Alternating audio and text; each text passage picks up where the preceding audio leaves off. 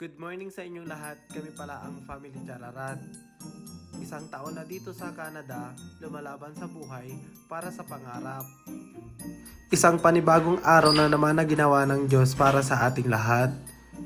At bago nga pala tayo pumasok sa trabaho ay kailangan nating mag-toothbrush, maghilamos, syempre at mag-prepare ng mga kailangan natin sa trabaho. Gusto ko nga palang sabihin na nandito na pala kami sa Alberta at lumipat kami na galing Toronto. Alam nyo, sa totoo lang, hindi naman basta-basta talaga madali ang lumipat ng ibang probinsya, lalo na pagkasama mo ang mga pamilya mo. At syempre, malaking adjustment para talaga sa amin kasi nga dahil nga dito ay iba ang environment at iba yung mga makakasama mo ulit. Pero para sa akin ay magandang pagsubok ito dahil sa tumatagal ang panahon at natututo ako sa buhay at lalong-lalo na pagkasama ko itong mag-ina ko. Gusto ko nga palang sabihin na tapos na ang pag-aaral ko at naka-work permit na ako dito sa Canada. So mayroon na akong full-time at ang aking asawa. Pero hindi ibig sabihin na may trabaho na kaming dalawa ay marami kaming pera.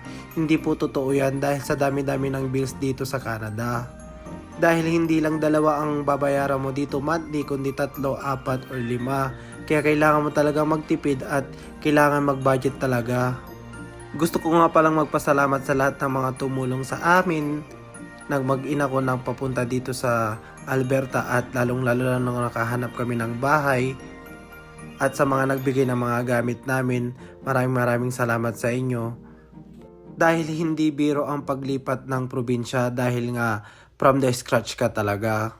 So nagbaon talaga kami ng mahabang-habang pasensya at talagang kailangan naming lakasan ang aming loob. Dahil kailangan mong lumaban at kailangan mo lakasan ang loob mo para sa pamilya mo.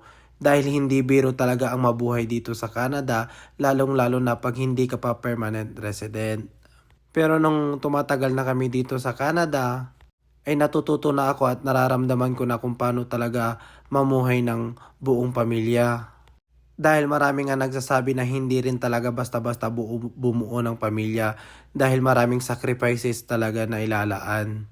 Pero ang lagi kong iniisip at lagi kong inilalagay sa puso ko, kasama ko ang Diyos sa lahat ng aking mga ginagawa at sa lahat ng aking paglalakbay sa buhay. Dahil nga kung kaya nga ng iba ay kaya ko rin para sa aking pamilya at para sa aming pangarap. At kung mapapansin nyo, bike lang ang aming service papunta sa trabaho.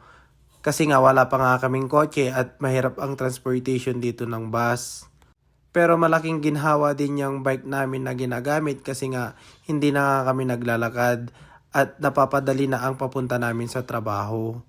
So ang travel time ko pala papunta sa trabaho ay 15 minutes lang pag may bike ka. Nag-e-enjoy naman ako sa ginagawa ko, lalong-lalo na pag tuwing umaga, exercise ko na rin ang pagbabike. At kung tatanungin niyo naman at kung saan ako nagtatrabaho, sa Dairy Queen ako nagtatrabaho dito sa Spruce Grove, Alberta. At ayan, ipapark ko na ang aking bike dahil nga nandito na nga ako sa trabaho ko. So dyan ko lang naman pinapark ang aking bike at safe naman yan at hindi naman nila kukunin. So maraming salamat sa mga nanood ng aking vlog. Huwag niyo po kong kalimutan i-follow at i-share ang aking vlog. God bless you mga kachararat. Have a good day. Bye-bye.